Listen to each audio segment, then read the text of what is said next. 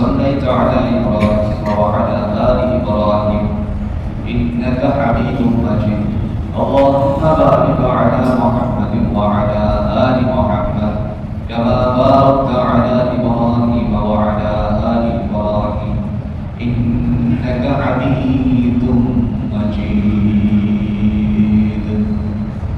الحمد لله মহান আল্লাহ সুবহানাহু ওয়া তাআলা দরবারে অগণিত শুকর যে আল্লাহ তাআলা আমাদেরকে বিশেষ একটি মাঠ দান করেছিলেন অথবা জুমাতুল বেদাত মাসে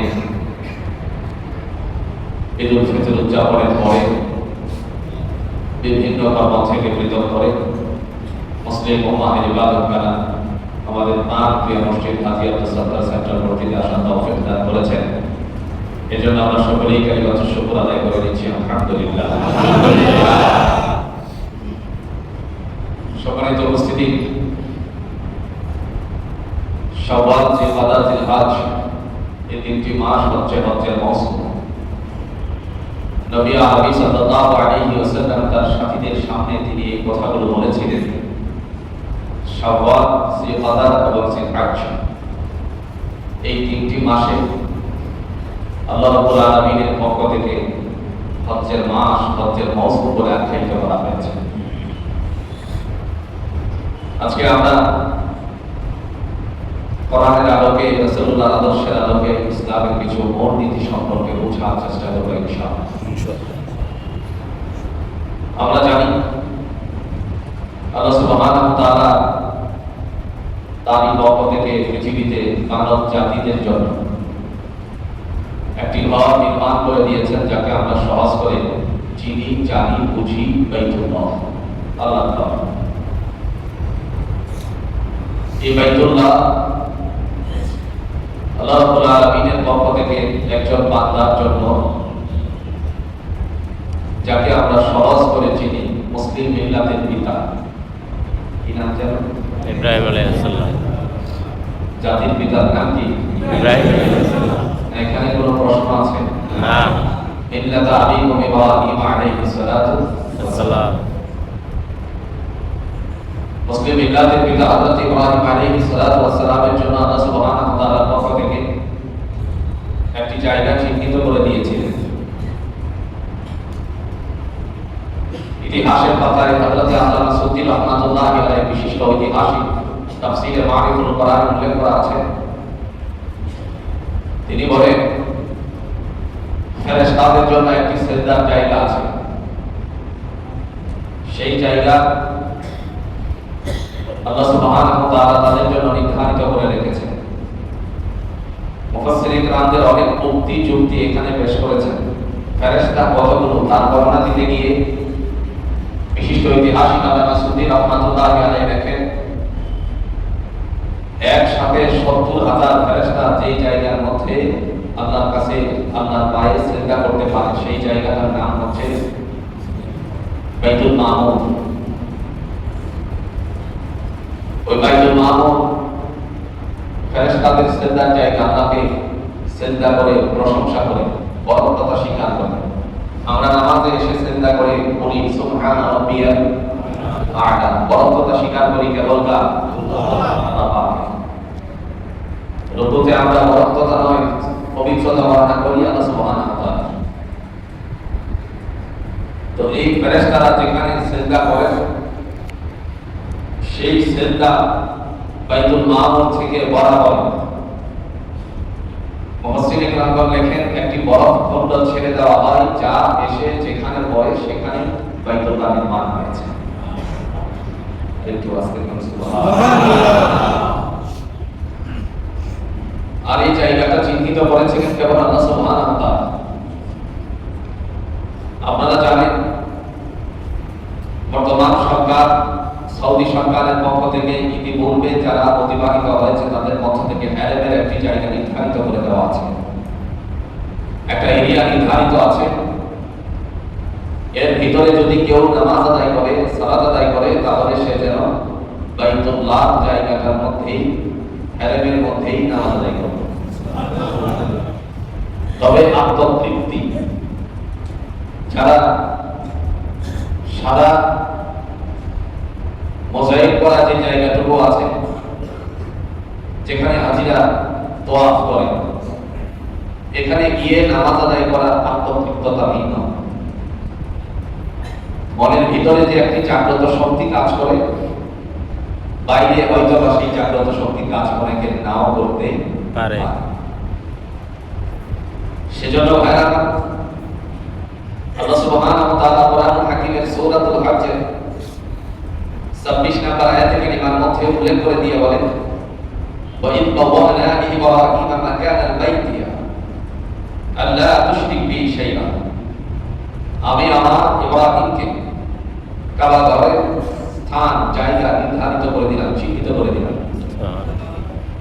কোথায় মসজিদটা বানানো লাগবে, বাইতুল্লাহ কোথায় নির্মাণ হবে, এই জায়গাটা চিহ্নিত করেছেন কেবল আল্লাহ সুবহানাহু ওয়া তাআলা।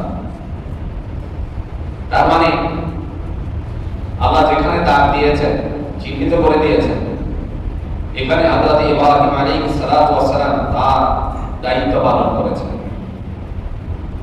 দায়িত্ব পালন করতে গিয়ে আমরা একটা কথা খুব ভালো করে জানি, সেটি হচ্ছে কোন ঘর নির্মাণ করতে গেলে মিস্ত্রির প্রয়োজন আছে। কথা বলেন, মিস্ত্রির প্রয়োজন আছে। আর এই মিস্ত্রি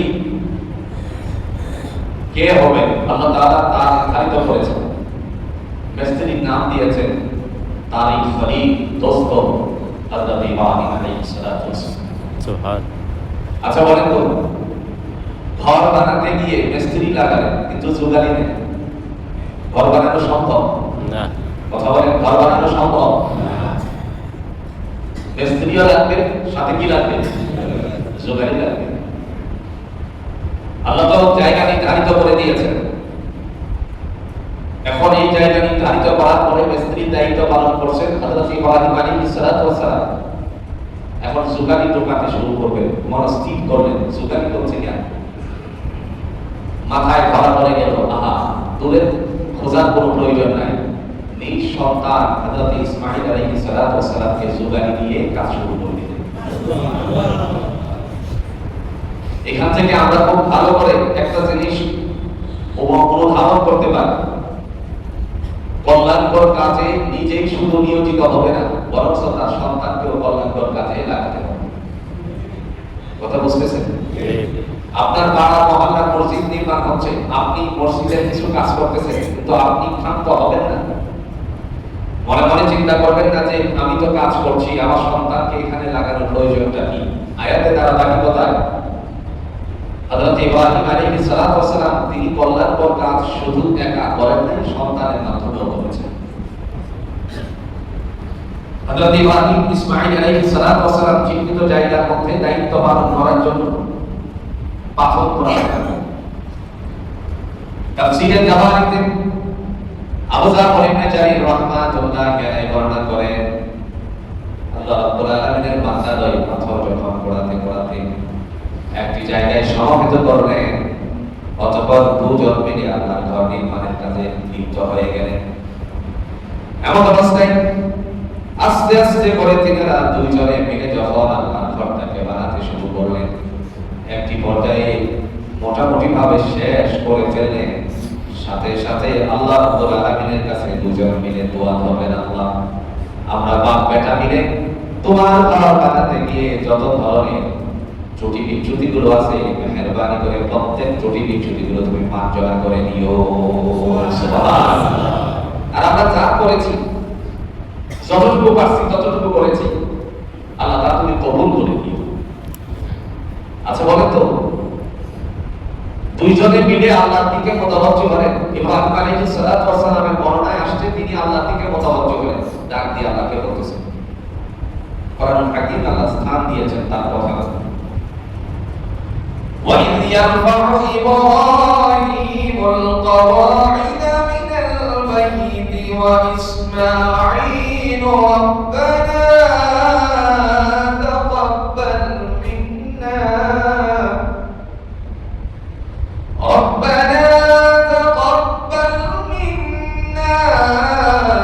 إِنَّكَ أَنْتَ السَّمِيعُ সামিউল আলিম।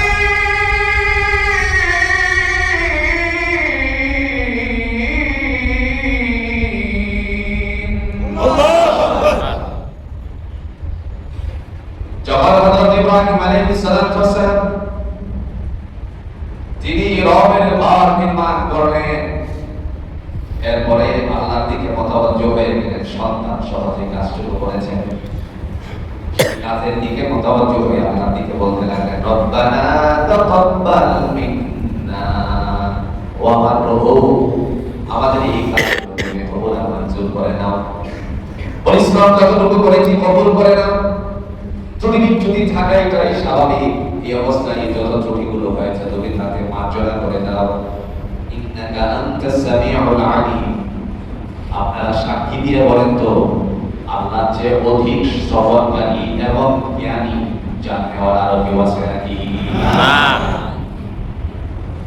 তুমি অধিক শ্রবণকারী, আমার এই কথাগুলো শ্রবণ করো, শোনো। আল্লাহ আমার এই কষ্টগুলো তুমি কবুল আর মঞ্জুর করো। বাপ বেটা মিলে পরিশ্রম করেছেন, পরিশ্রমের জায়গাটুকু যেন সফল হয় আল্লাহ রাব্বুল আলামিনের কাছে মুনাজাত করেছেন, দোয়া করেছেন। আল্লাহ রাব্বুল আলামিনের কাছে তিনি আত্মসমর্পণ করলেন, বলতে লাগলেন, আল্লাহ যতটুকু করছি ভুল ত্রুটি হতে পারে, দয়া করে তুমি যারা ক্ষমাকারী করো, দয়া করে আমাদেরটা তুমি কবুল করে নাও। শুধু তাই বলে শেষ করে দেন নাই, জাতির মাঝে আরেকটি কথা উপস্থাপন করে দিয়ে আল্লাহ রাব্বুল আলামিনের দিকে তিনি মতওয়াজ্জহ হয়ে বলতে লাগলেন, আল্লাহ মেহেরবানি করে তোমার পক্ষ থেকে মুসলমানদের অর্থাৎ আমার বংশধর থেকে তুমি ধারাবাহিকতা, নবীর ধারাবাহিকতা তুমি বজায় রেখে দিও। সুবহানাল্লাহ। ইব্রাহিম আলাইহিস সালাতু ওয়াস সালামের বংশ থেকে নবীর ধারাবাহিকতা। আচ্ছা, আপনারা সাক্ষী দিয়ে বলেন তো, হযরত ইয়াকুব আলাইহিস সালাতু ওয়াস সালামের নাম আমরা সবাই জানি, জানি কি জানি? জি। হযরত ইয়াকুব আলাইহিস সালাতু ওয়াস সালামের আল্লাহ সুবহানাহু ওয়া তাআলা সন্তান, ছেলে সন্তান দিয়েছিলেন কতজন? 11 জন। আর সবচেয়ে আদরের দুই সন্তান ছিল। এক সন্তানের নাম ছিল ইউসুফ আলাইহিস সালাতু ওয়াস সালাম, আরেক সন্তানের নাম ছিল কেনান। ইউসুফ আলাইহিস সালাতু ওয়াস সালামের ভাইদের মিলে ষড়যন্ত্র করে যে পিতার থেকে দূরে সরিয়ে দিয়েছিল, ইতিহাস আপনারা জানেন, ইতিহাস পড়া উদ্দেশ্য না। ভাইয়েরা মিলে, সমস্ত ভাইয়েরা মিলে ইয়াকুব আলাইহিস সালাতু ওয়াস সালামের দৃষ্টি শক্তি থেকে দূরে সরিয়ে যে দিয়েছিল, এরপরে তিনি তার জন্য আল্লাহর কাছে রোনাজারি করতে করতে একটি পর্যায়ে তিনি অন্তর্বরণ করেছিলেন। চোখে দেখেননি, ওই সময় কেনানের সাথে হযরত ইয়াকুব আলাইহিস সালাতু ওয়াস সালাম যখন বসতেন, তখন ইউসুফ আলাইহিস সালামের শরীরের ঘ্রাণ তার নাকে যেন লাগতো। সুবহানাল্লাহ। আর সে তখন থেকেই মনে মনে কামনা করতো, আল্লাহ তুমি আমার ইউসুফকে আমার কাছে ফিরিয়ে দিও। আল্লাহ সুবহানাহু ওয়া তাআলা তার একটি সুন্দর ফয়সালা করেছেন। ইউসুফ আলাইহিস সালাতু ওয়াস সালামের ভাইয়েরা যখন আজিজে মিশরের কাছে, অর্থাৎ শেষ পর্যায়ে মিশর রাজ দরবারে যখন উপস্থিত হয়েছিল, আপনারা জানেন কেনানকে আটকে রেখেছিলেন যে কোনো একটি অজুহাত আটকে রেখে শেষ পর্যন্ত তাদের কামনা অনুযায়ী নিজের একটি জামা দিয়েছিলেন, শরীরের জামা দিয়েছিলেন। ওই জামাটা হযরত ইয়াকুব আলাইহিস সালাতু ওয়াস সালামের কাছে নিয়ে যখন পৌঁছালো, অন্যান্য সন্তানদের হাত থেকে নেওয়ার পরে তিনি নাকের কাছে যখন ধরলেন, তখন তিনি বুঝতে পারলেন ইউসুফ আজ পর্যন্ত জীবিত আছে। সুবহানাল্লাহ।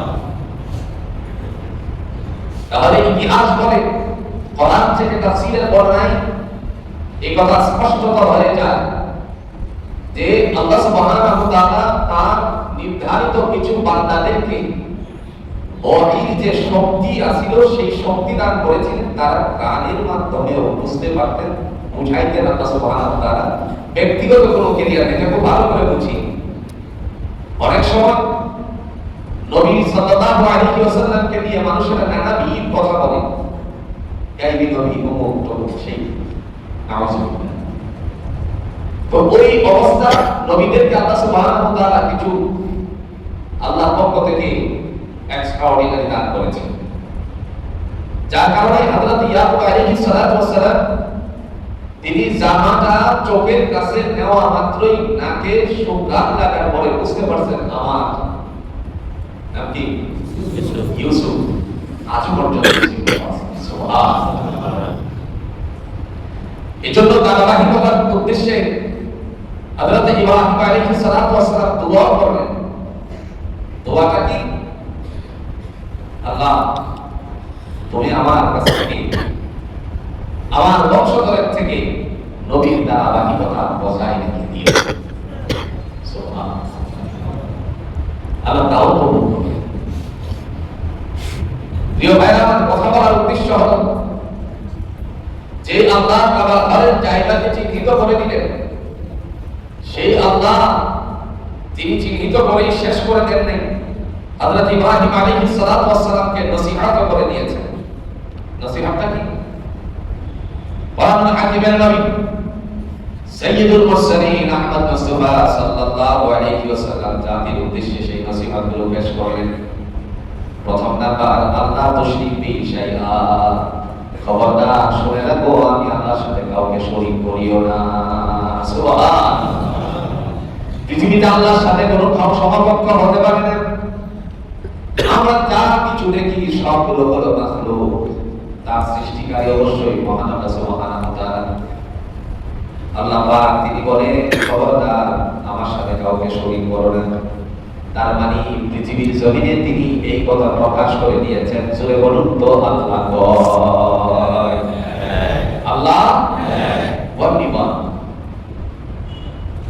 দলিল পেশ করতে গিয়ে কোরআন দিয়ে আল্লাহ বলেন ওয়া ইলাহুকুম ইলাহু ওয়াহিদ লা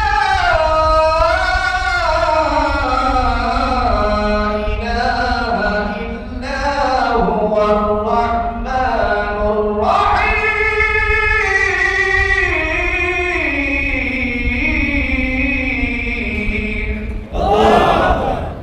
আল্লাহ বলেন ওয়া ইলাহুকুম ইলাহু ওয়াহিদ, তোমাদের উপাস্য হলো একমাত্র উপাস্য, লা ইলাহা ইল্লা হুয়া, তিনি ছাড়া কোনো উপাসনাকারী নাই। ও আর-রাহমানুর রাহিম, যিনি হলেন পরম করুণাময় এবং দয়ালু। জোরে বলুন তো তিনি আমাদেরকে আল্লাহ। এই কথা বলে তিনি শেষ করে দেন নাই। আল্লাহ রাব্বুল আলামিন তিনি মানুষের মাঝে ভালোবাসার দোয়া সৃষ্টি করেছেন। যদি আমরা কোনো কারণবশত বিভ্রান্তের মধ্যে পড়ি, হতে পারে অনেকের মনের ধারণা এই কথা জাগ্রত হল, আল্লাহ পাক রব্বুল আলামিন যদি বা থাকতেন তাহলে দেশের ভিতরে এত সমস্যা কেন? বিপদে পড়ে মানুষ অনেক সময় বলে দুনিয়ার যত মুসিবত সব আমার উপরে আল্লাহ দিয়েছেন। আল্লাহ কি দেখেন না আমি যে অসহায়তা বরণ করতেছি? আচ্ছা আপনারা বলেন তো আল্লাহ দেখে কি দেখেন না? আছে তো? তিনি সামিউন বাসীর, সব দেখেন, সব শোনেন। আল হাইয়ুল কাইয়ুম, তিনি চিরস্থায়ী। সূরাতুল বাকারা আয়াতুল কুরসি নামে আমরা সহজ করে যেটাকে চিনি, আল্লাহ তার ভিতরেই ঘোষণা দিয়েছেন আল্লাহু লা ইলাহা ইল্লা হুয়াল হাইয়ুল কাইয়ুম লা তাখুযুহু সিনাতুন ওয়া লা নাওম। আল্লাহ বলেন আমি হলাম এমন সত্তা যার সাথে কোনো অংশীদারিত্ব নাই। আল হাইয়ুল কাইয়ুম, তিনি চিরস্থায়ী, ছিলেন, আছেন এবং থাকবেন। শুধু তাই নয়, মহান আল্লাহ রাব্বুল আলামিন তিনি ডাক দিয়ে বলেন লা তাখুযুহু সিনাতুন ওয়া লা নাওম, আমি আল্লাহকে তন্দ্রা কেন, মানে ঘুম কেন, তন্দ্রাও স্পর্শ করতে পারে না। সুবহানাল্লাহ। এই কথা কোরআনে কেন দিলেন? আল্লাহ তাকে ঘুম কেন তন্দ্রাও স্পর্শ করতে পারে না, এই কথাটা কোরআনে কেন দিলেন? এটা তো দেওয়ার কথা। এর পিছনে কারণ শুধু একটাই, বনি ইসরাইলের নবী, বনি ইসরাইল যার কথা আপনারা ইতিমধ্যে সোশ্যাল মিডিয়ায় লক্ষ্য করছেন। জেরুজালেমের মুসলমানেরা আজ নির্যাতিত, নিপীড়িত, যাদের বাড়ি ঘরের উপরে ইসরায়েলি বাহিনী হামলা করেছে, মুসলমানদেরকে এত বছর পর্যন্ত কাঁদাইছে, এখন নিজেরাই হামলা শিকার হয়ে নিজেরা ঘর বাড়ি তছনছ হয়ে আবার এরাও কাঁদতেছে। কথা বলেন, বাঁচার জন্য বাংকারে লুকিয়ে গেল। বাংকারে যাওয়ার পর এখানে টয়লেটের ব্যবস্থা করা যতটুকু আছে, এতজন মানুষ যদি বাংকারে যায় তাইলে টয়লেট করতে করতে আশেপাশে যা আছে সব দুর্গতময় করে দিয়েছে। আপনি চিন্তা করেন, কাউকে যদি কেউ বিপদগামী করতে চায়, আল্লাহ তার জন্য আরেক বিপদ উঠায় রাখেন।